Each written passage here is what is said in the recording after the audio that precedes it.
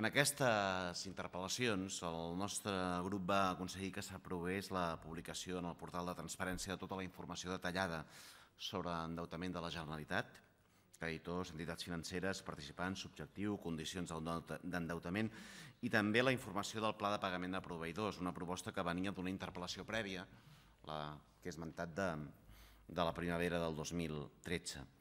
La moció entrava en altres matèries vinculades a pressupostos, els que ara discutim, parlava de l'oficina pressupostària encara inexistent, de la presentació d'un pla de lluita contra el frau fiscal i, entre altres punts, s'aprovava, també ja al març del 2013, que la Sindicatura de Comptes elaborés un informe detallat sobre l'evolució de l'endeutament, les motivacions del préstec, les condicions dels creditors, les condicions dels contractes finalistes.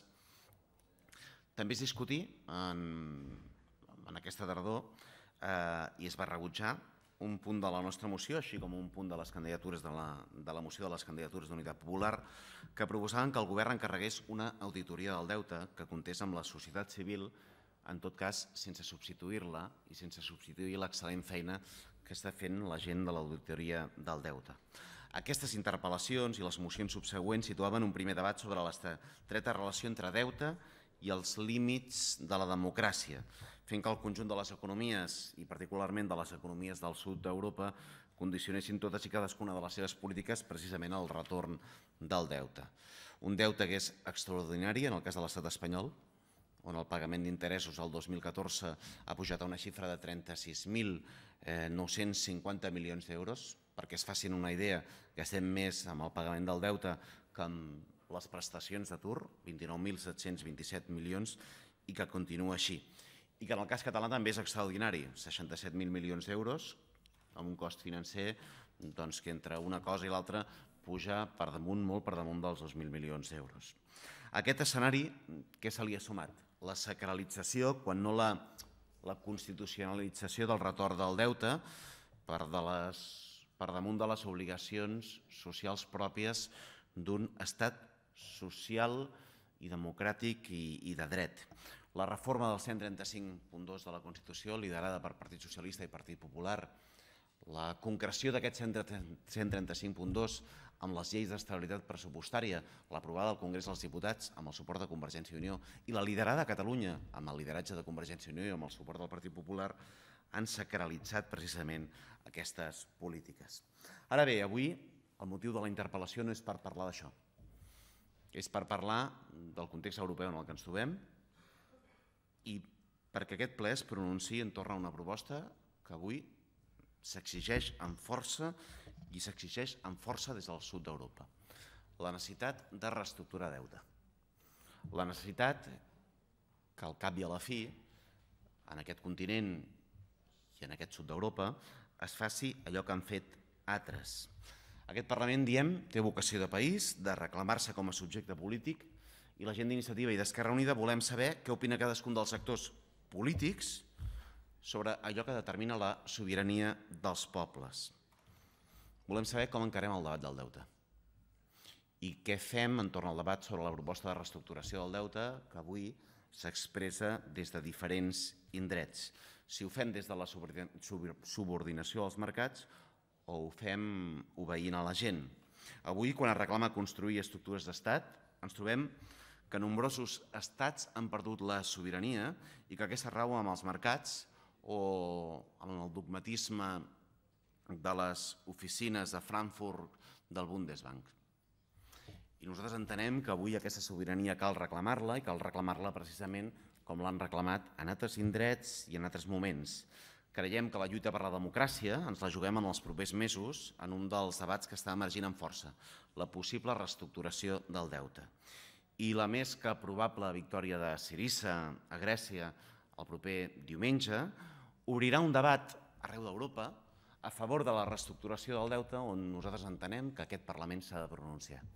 I ha de dir clara i obertament que estem a favor de la reestructuració del deute per motius econòmics, per motius polítics, per motius democràtics, perquè entenem que és l'hora. Què plantegem? Que reestructurar el deute és urgent perquè l'economia ho exigeix. Primer argument.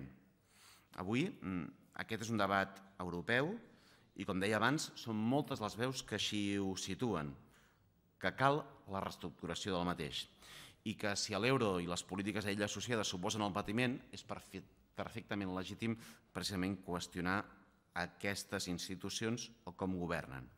Ara bé, la gran novetat no és que ho plantegi la gent d'Iniciativa Verds Esquerra Unida o que ho plantegi Syriza o que ara ho plantegi Podemos o que ho plantegi la CUP. És que aquesta és una reflexió que ja ve des d'economistes liberals. El mes de novembre, Munchau, articulista habitual a Financial Times, escrivia que és una tragèdia que els únics que defensin polítiques raonables com la reestructuració del deute sigui el que ell anomenava partits d'extrema esquerra. Des de Financial Times així s'escrivia. De la mateixa manera que Clinton li va dir a Bush pare és l'economia estúpid, avui, com que és l'economia, cal una reestructuració del deute i que aquesta és urgent i per raons econòmiques. L'economia europea està en un estancament secular, mentre que els governs europeus el que fan és posposar l'agenda i mantenir la política d'ajust fiscal. Samaras, Rajoy o el mateix govern Mas.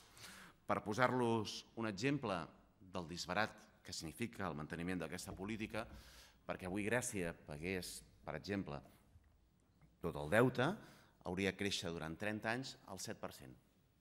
Un impossible absolut. I com el cas grec podríem anar reproduint precisament multitud de casos que porten precisament a una situació de bloqueig. Segon motiu perquè aquest Parlament digui que cal reestructurar el deute. Perquè l'origen del mateix es deu a regles clarament injustes en contra de molts països europeus. Avui podem parlar de deute odiós. Vostès saben que és un terme que té precedents històrics i que hi ha doctrina sobre la matèria. Parlar d'aquest deute, que podríem qualificar d'odiós, és per molts casos, o en molts casos per la captura del regulador per part del regulat. Podríem parlar de concessionàries d'autopistes que després de fer operacions ruïnoses compren la voluntat de governants o de legisladors. Em recordin, segur que ho fan, de les esmenes que salvaven les concessionàries d'autopistes a les vores de Madrid, esmena presentada pel grup de Convergència i Unió. Pensem en els costos de transició a la competència, que ha fet que les elèctriques tinguin milers de milions d'euros per la cara, o amb els beneficis caiguts del cel, que fruit d'una mala regulació fa que acumulin diners que devem teòricament a les elèctriques a partir d'un pretès dèficit tarifari. O parlem de casos més sutils, si vostès volen. Les ingents obres públiques inútils que s'han construït en aquest país perquè els constructors decidien l'obra pública que es feia, presumint de quilòmetres d'AVE i abandonant rodalies, o fent aeroports absurds, o fins i tot fent quilòmetres de metro per damunt del tramvia més barat i ben necessari. Però sense entrar en aquests detalls, avui el que podem dir és que les economies del sud d'Europa pateixen un fort endeutament, en part per la mala política dels seus governants, d'un color o d'un altre, però en gran part, i vostès ho saben perfectament, per regles del joc que afavorien clarament l'endeutament dels països del sud. Pensin vostès en la política d'un banc central europeu que ha estat capaç de donar liquiditat a un tipus d'interès baix a entitats financeres perquè aquestes entitats financeres a posteriori el que fessin és finançar administracions a un tipus d'interès més elevat. Aquesta política el que ha expressat i el que ha representat precisament és el sanejament dels balanços del sector financer a costa precisament dels nostres drets. Aquests i altres motius que exposaré després de la rèplica és el que ens fan arribar a una conclusió i una conclusió que volem compartir amb el govern actual. Creiem que el Parlament s'ha de pronunciar, com s'ha de pronunciar el conjunt dels parlaments europeus i particularment del sud d'Europa, a favor d'un programa de reestructuració del deute. I el que esperem és que el govern, abans que ser un govern d'un determinat color o d'una determinada ideologia, sigui sobretot el govern d'un país del sud d'Europa, que necessita la reestructuració del deute i que aposta per un programa precisament que ens faci sortir del pou en el que estem. Moltes gràcies.